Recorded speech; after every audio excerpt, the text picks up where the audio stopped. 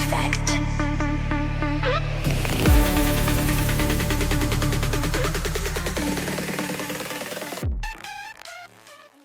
In war, the first casualty is coordination.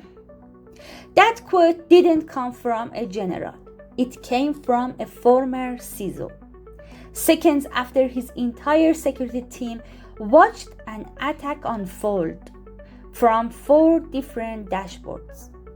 4 dashboards, 4 teams, all reacting to the same threat differently. Some raised alerts, others thought it was noise. One team pulled the plug, another kept watching. By the time they called each other, it was already over. We had everything we needed, he told the board.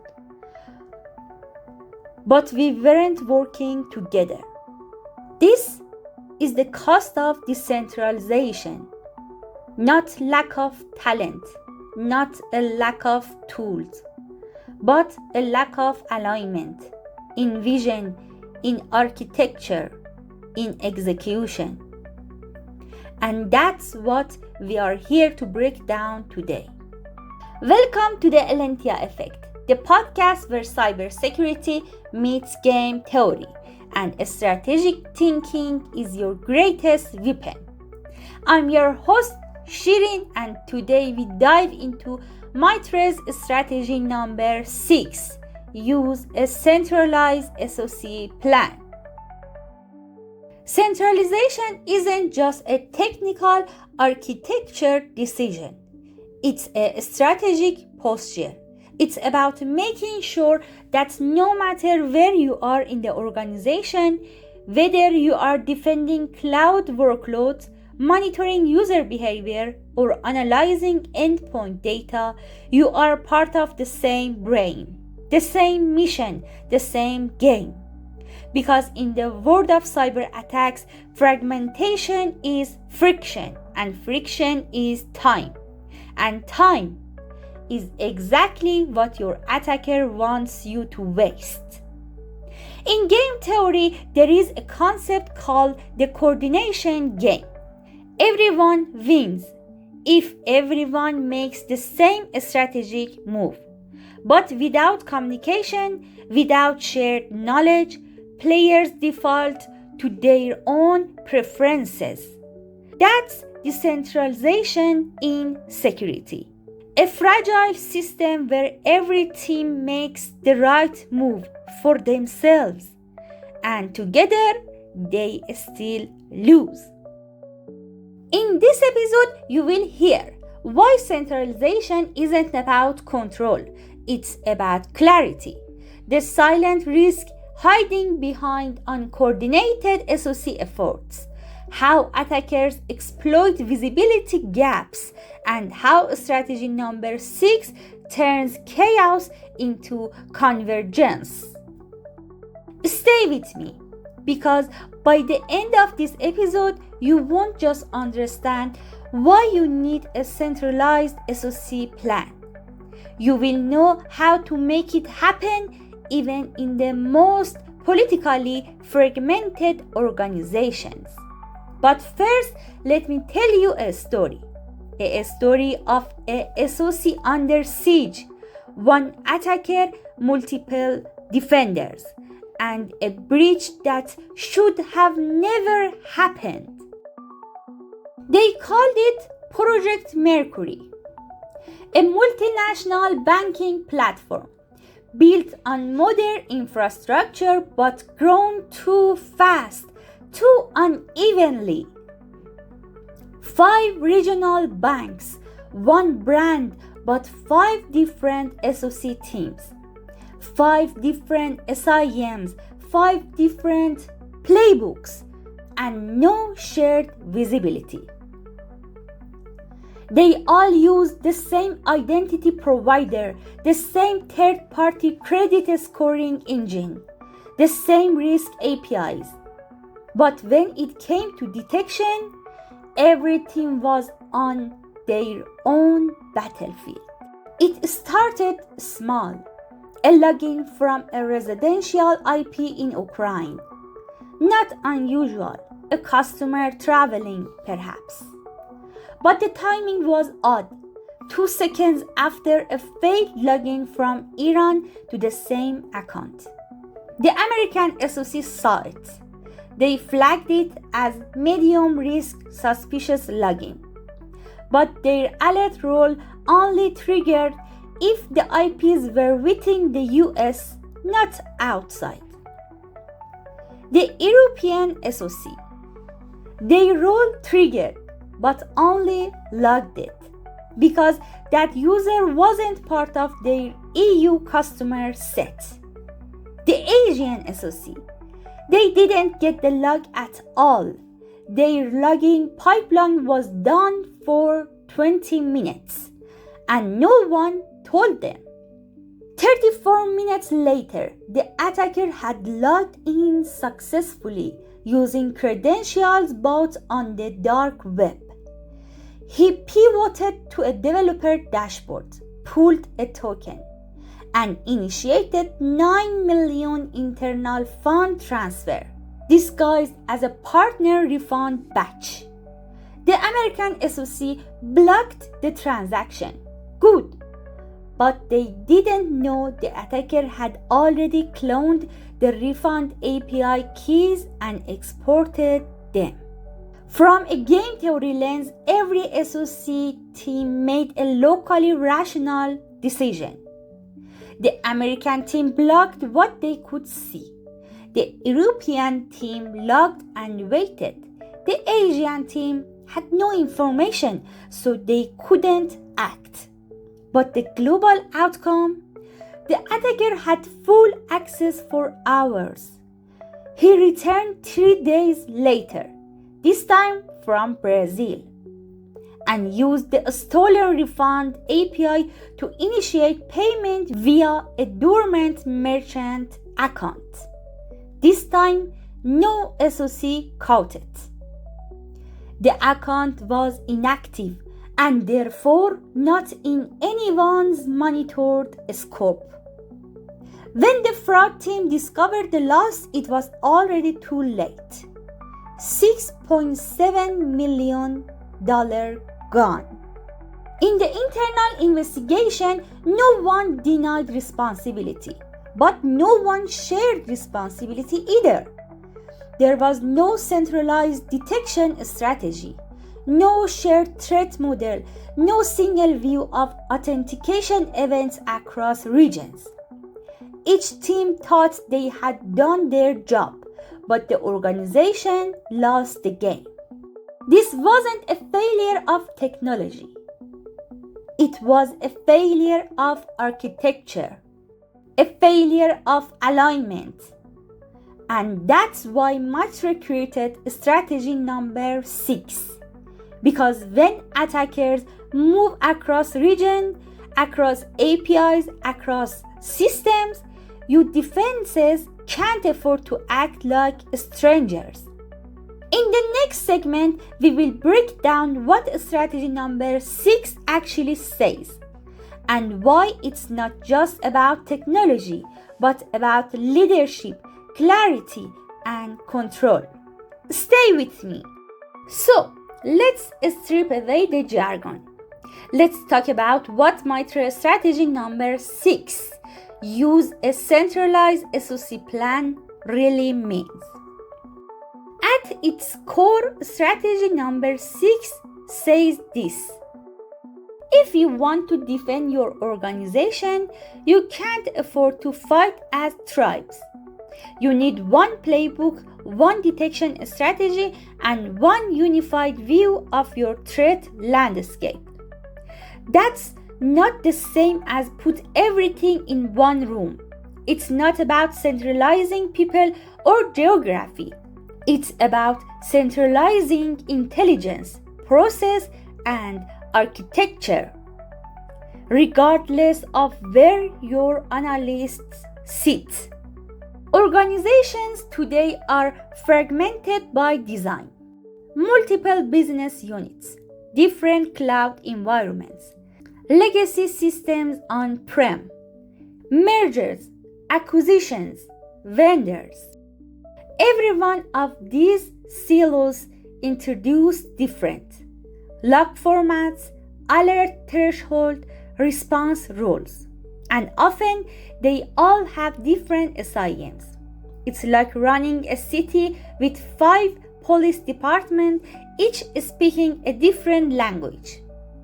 MITRE's strategy number 6 tells us to stop that, to create one central security operations plan that spans the entire organization.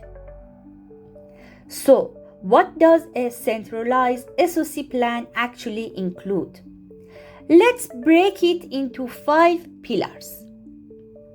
1. Shared governance. One team must own the SOC's overall vision, with the authority to enforce it across business units. That means centralized risk acceptance criteria, shared incident triage levels, a unified chain of escalation. 2. Standardized detection engineer. All detections, no matter who writes them, should follow a shared model. Think MITRE attack mapping, common field naming conventions, shared logic blocks. This ensures no duplication, easier maintenance, faster tuning, and threat hunting. Everyone's speaking the same language, even if they are writing different dialects. 3. Centralized logging and visibility. This is the heart of it.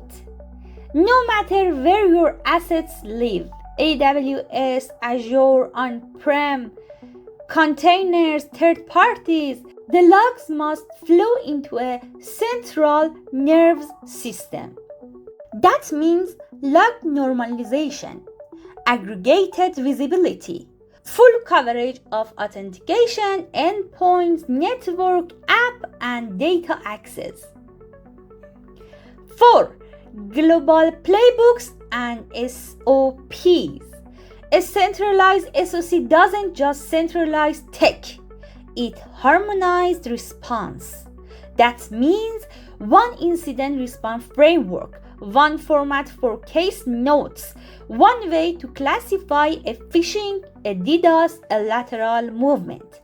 When an alert triggers in Dubai, the analyst in Toronto knows exactly what was done and what comes next. 5. Federated execution, if needed. Now, MITRE isn't naive. It knows some environments need regional autonomy.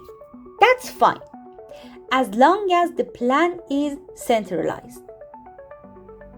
You can still have local SOC teams, but they operate under a shared strategy with unified oversight and transparent reporting.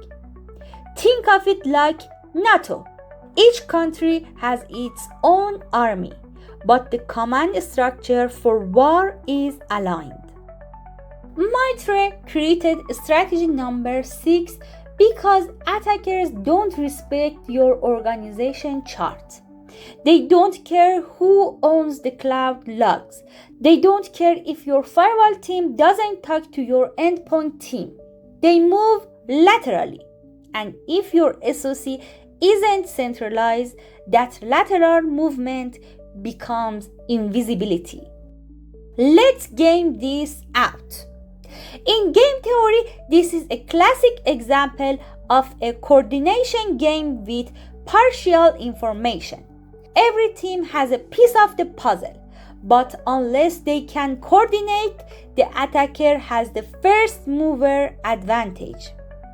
In a centralized game, everyone shares their cards, and that changed the entire balance. The attacker now faces a coordinated defense, fast, strategic, informed.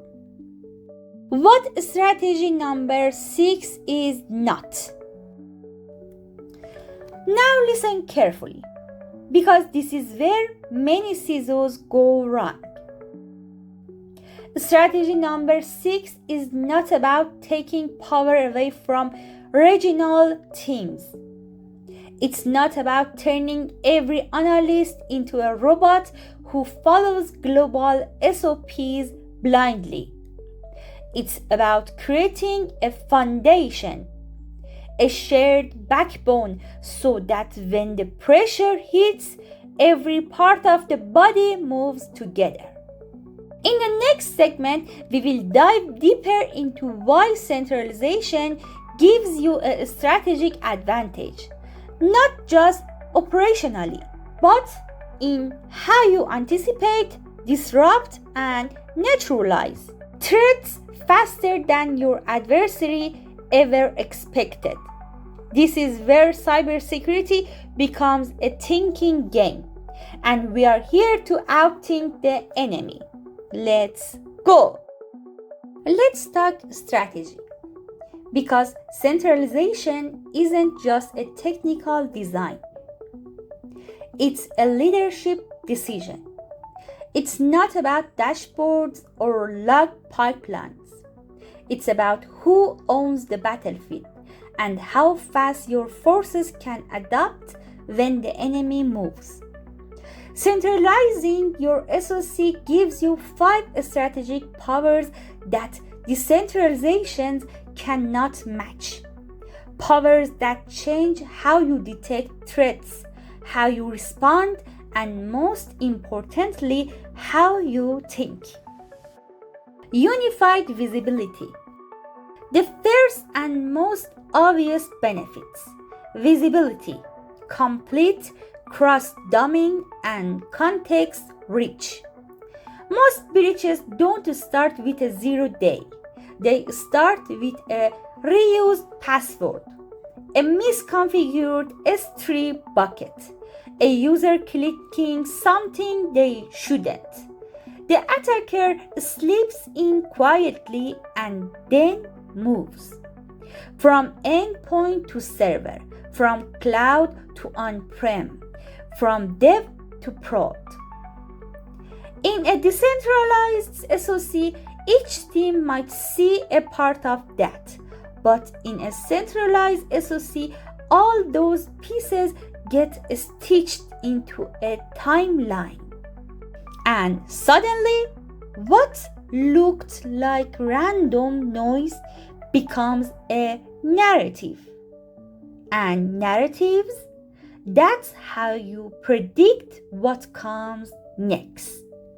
Benefits number 2: speed of response. In warfare, physical or cyber, speed is everything. And in a fragmented SOC, speed dies in meetings. One team sees the alert, another owns the assets, another one writes the rules. Each team waits, sends an email, asks for access. Meanwhile, the attacker just moves. A centralized SOC doesn't wait. Response is orchestrated, pre-approved, executed. Seconds matter, not because they feel urgent, but because they compound. In game theory, this is called the reactive gap, the time between observation and action. Whoever minimizes it wins. Benefit number 3: cost efficiency and risk reduction. Centralization might feel expensive at first. New SIEM licenses, platform consolidation, staffing changes, but over time it's cheaper, cleaner, and more secure. Why? Fewer redundant tools, shared detection roles, unified data retention policies, less time wasted duplicating efforts. You reduce your attack surface, your tool sprawl, and your operational noise all at once.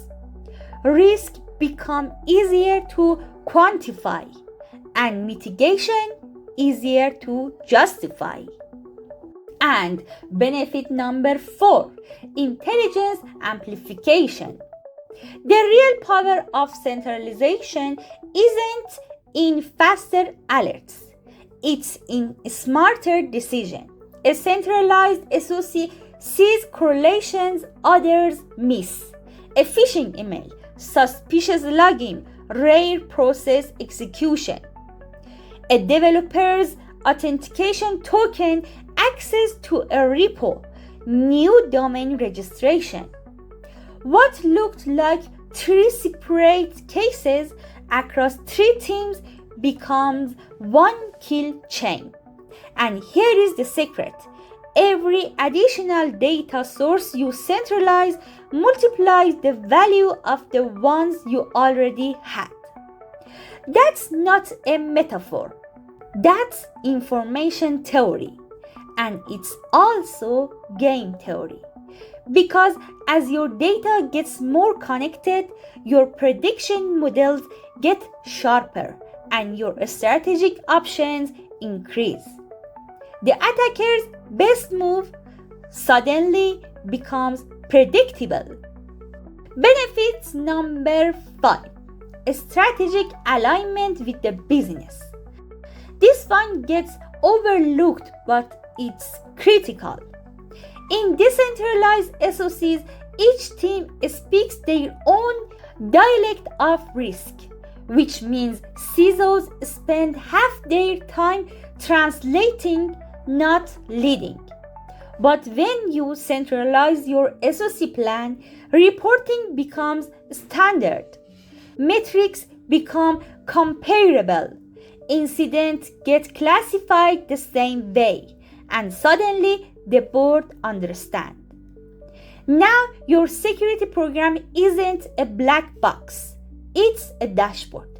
It speaks the language of impact, mitigation, and return on investment. And here is the hidden gem. Once you align your SOC around one strategy, you can align your business units, your risk committees, even your compliance frameworks. It's no longer security vs business. It's security for business. Let me tie this all together in one sentence.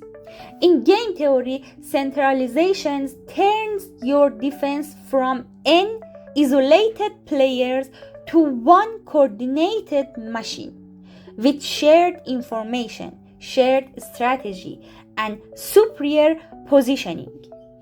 And in cybersecurity, that changed everything. You go from chasing alerts to shaping the battlefield. So ask yourself, is your SOC just a collection of tools and analysts? Or is it a thinking system with eyes everywhere and purpose behind every move? Centralization isn't about control, it's about clarity. And clarity is what wins the game. In the next segment, we are going to take a turn. We will talk about the resistance, the culture, political, and technical pushback that kills centralizations before it ever begins. You will hear the common objections, the real reason behind them, and how smart leaders turn those blockers into momentum. Because it's not enough to have the right strategy. You have to know how to sell it. We have talked about the power of centralization, the strategic clarity, the speed, the visibility, the intelligence. But now it's time to talk about something harder. Why it doesn't happen. Strategy number 6 sounds obvious on paper. Every CISO notes, every architect agrees, but when it's time to implement, suddenly there is silence, or worse, subtle resistance. Here is the truth most leaders won't say out loud. The hardest part of centralizing your SOC is not technology. It's ego. It's territory. It's the silent power games that define your internal politics. In game theory, we call this a coordination failure driven by perceived loss. Each team believes centralization will cost them something. Autonomy, recognition, budget, influence. And so, even if the collective outcome improves, no one wants to be the first to give up their position. This is not paranoia. It's rational fear in a poorly aligned incentive model. Challenge number 1. We know our environment best. Regional SOCs often push back with this argument. Central teams don't understand our risks. We are closer to the business. And they are not wrong. But what's missing in the distinction between operational execution, strategic oversight? Centralization doesn't mean replacing their insights. It means amplifying them by putting them into a shared system where others can benefit. Challenge number 2. Tool and platform incompatibility. This is the excuse that feels technical, but it's really structural. Different teams have different SIEMs, different log formats, different alert logic. Trying to merge them feels like rewriting history. But ask yourself, is it really about tools or is it about power? If each team owns their platform, then they own the narrative. Centralizing means someone else writes the report. That's what people fear. Challenge number 3. Compliance vs. security turf wars. In many organizations, security is fractured. One team handles infrastructure, another handles compliance, a third watches cloud. Everyone has partial authority and partial blame when things go wrong. Centralizing the SOC means creating a single center of gravity, and that makes people nervous because suddenly accountability is real. You are not just sharing logs, you are sharing risk ownership. And in politically sensitive organization, that's terrifying. Challenge number 4. Analyst fear of change. Not all resistance comes from above. Sometimes it's the analysts, the people doing the work. When you centralize, you introduce new processes, new dashboards, new metrics, and often new leadership. The fear, will I still be needed? Will I lose control of how I defend my environment? Even the best analysts may resist, not because they don't agree, but because they are afraid of being de-skilled. Challenge number 5. The CISO's political capital. The final challenge is subtle but deadly. For a CISO to push strategy number 6, they must comfort budget battles, cross-department truth lines, resistance from senior peers. And here is the kicker. You only get so many battles. If the CISO spends too much political capital on a centralization push and it fails, they lose credibility. And in the boardroom, credibility is currency. That's why some CISOs say the words, but don't push the plan.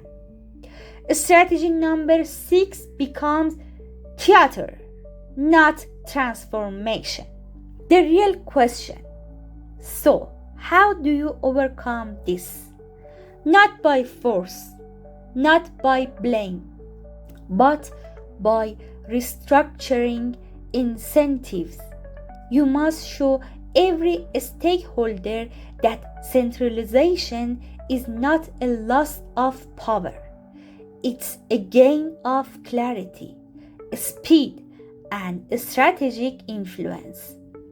And the only way to do that is by mapping their fears to outcomes they care about. Resistance isn't the enemy. Unacknowledged resistance is. As a leader, your job isn't to bulldoze opposition. Your job is to realign the game so everyone wins by playing together. And that brings us the next segment. Tactical guidance. How to implement strategy number 6 even in chaos. Because strategy is only real when it turns into action. We've explored the strategy, we've broken down the benefits, and we've faced the resistance. Now it's time to answer the hard question. How do you actually implement MITRE strategy number 6 in an organization that's already fragmented, political, and overworked? The answer isn't magic, but it is methodical. Most CISOs jump straight to tooling, SIEM unification, log pipelines, central dashboards. That is a mistake. First, define who owns the vision. Appoint a centralized SOC governance team, not just from InfoSec, but from risk, compliance, infrastructure, and application teams. This is not a project team. This is a strategic command. Their job: define the why behind centralization, set policy guardrails, design escalation flows, create the minimum detection standards for the entire organization. Before you build anything new, you need to know what already exists and what's working. Conduct a SOC capability inventory. What tools are in use across teams? What log sources are being collected? What gaps exist in detection, response, and visibility? Then run a game theory map. Who are the key players? What are their incentives? Where do alliances and conflicts lie? These tell you not just what's possible, but where your strategy will be challenged. Don't fight the organization structure. Work with it. Create a federated SOC model. Local SOCs continue to monitor their environments, but all feed into a centralized brain. Shared SIEM, shared use cases, unified response logic. Think of it like a distributed nervous system. Local reflexes, but one brain making sense of it all. In most real-world organizations, this hybrid model is the only viable path forward. Full ingestion on one day? Unrealistic. Instead, use the data classification ladder. 1. Identity logs. SSO, LDAP, IAM. 2. Endpoint telemetry. EDR, antivirus. 3. Network edge, firewalls, proxies, VPNs. 4. Internal network, lateral movement, DNS, DHCP. 5. Application layer, web servers, APIs, DB access. 6. Cloud platforms, audit trails, buckets, containers. 7. Third parties, vendors, SaaS, shadow IT. For each layer, define what must be ingested, what must be normalized, and what must trigger detection logic. This is your strategic advantage. Build a centralized Git or SOAR-based detection repository, aligned with MITRE attack, tagged with priority levels, modular, tunable, documented.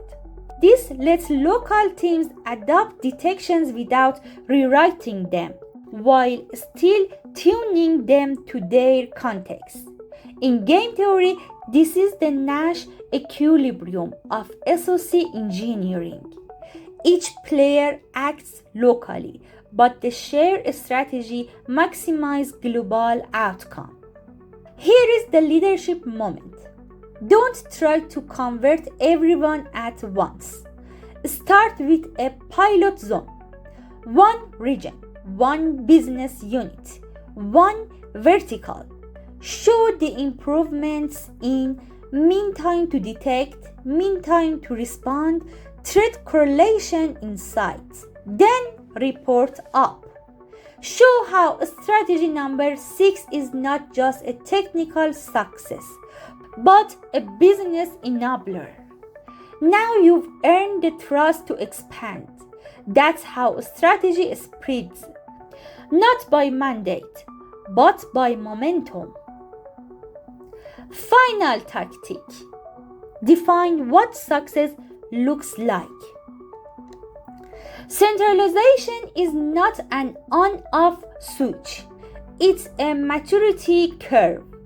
Define what stage 1, 2, 3 looks like in your organization. What does minimum viable centralization look like? What metrics prove value? What cultural signs show adoption? Don't aim for perfection. Aim for progress and make every step visible. Remember, centralization isn't about building a bigger fortress. It's about building a smarter battlefield where every defender plays the same game with the same rule and the same outcome in mind. And when that happens, the attackers stop having the advantage because suddenly they are not facing 5 scattered defenders. They are facing one unified mind, fast, informed, and relentless. Up next, we put you in command. In section 7, you will enter a thought experiment, a live challenge. You are now the SOC commander. Your organization is under threat and the teams are not aligned. What will you do? It's 2:37 a.m. Your phone lights up. Critical alert. Unusual file access from privileged user account. Source: Asia region. Severity high. You check your dashboard. Your EDR shows the user accessed a sensitive HR archive. The firewall shows an outbound connection to Dropbox. Your SIEM shows nothing. Why? Because the logs from that region's infrastructure haven't been centralized yet. That team, they use a different SIEM. They saw the alert too, but dismissed it as internal testing. You call the local team lead. He is asleep. You ping his manager. No response. You reach out to compliance. They have already sent a report to the audit team, blaming your SOC for the delay. You are 17 minutes into the incident. You have fragments, you have suspicion, but no full picture, no authority. And the attacker, he has everything he needs. Now pause. You are the SOC commander. Your CEO wants answer. Your CIO wants action. Your regional teams want autonomy. And the board, they want results. You have three strategic options. Number 1, contain locally. You isolate the account, alert legal, try to get incident reports from the region. You buy time, but risk missing deeper lateral movement. Option 2, trigger central command. You override local teams, initiate centralized IR protocols. You might save the breach, but you could start a war with regional leaders. Option 3, enforce strategy number 6, tomorrow. You let this breach become the burning platform for full SOC centralization. High risk, high reward. But what if tomorrow is too late? Which option do you choose? There is no perfect move, only a strategic one, aligned with your values or risk tolerance and your end game. This is what leadership under fire feels like. Strategy isn't about slides. It's about decisions in moments that matter. That's what strategy number 6 is preparing you for, not just to centralize your tools, but to centralize your thinking. In our final section, we will bring it all together. A recap of strategy number 6, a CISO level message you can take to your board, and a final challenge for the path ahead. So here we are. From breach stories and game theory, from the chaos of decentralization to the clarity of unified vision. We walked through the full map of MITRE's strategy number 6. Use a centralized SOC plan. What you know now, you've seen how decentralization weakens visibility, coordination, and trust. How attackers exploit silos, not just systems. Why centralization isn't about geography or politics, but about unified action. You have explored the 5 benefits only a centralized SOC plan can unlock, the real-world resistance you will face, and the tactical blueprint to implement change even in complexity. But here is the most important truth.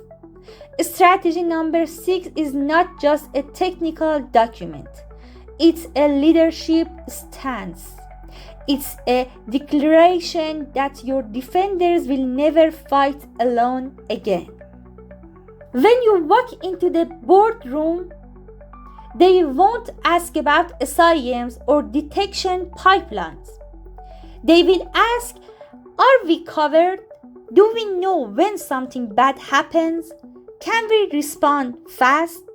And your answer can't be, it depends on which team you ask. Instead, say this. We are moving toward one unified plan, where every threat triggers a single response, where our analysts speak the same language, where our data coverages and our decisions align. Because security is not a collection of tools, it's a system of trust, and we are centralizing it to win. That's strategy number 6, and that's how you earn the trust to lead. You have heard the why. You've learned the how. Now it's time to move. Ask yourself, what's the first log source you will centralize tomorrow? Which detection rule will you standard across teams? Which political alliance can you build this week to turn resistance into support? Because this isn't theory. This is your battlefield, and you are the strategist. The Elentiya Effect. Here, we don't just talk security. We talk thinking under fire. Game theory, leadership, cyber as a chessboard, where silence is a move and delay is a weapon. You've just completed the 6th strategy in MITRE's SOC framework. If you've made it this far, you are not just managing alerts. You are commanding vision. And when you centralize your vision, you don't just survive the breach. You anticipate it. You shape the battlefield. And you win. This is the Elentiya Effect, and I'm Shirin. Stay sharp, stay strategic, and like always, stay secure. I will see you in the next episode. This is the Elentiya Effect. Stay informed. Stay ahead.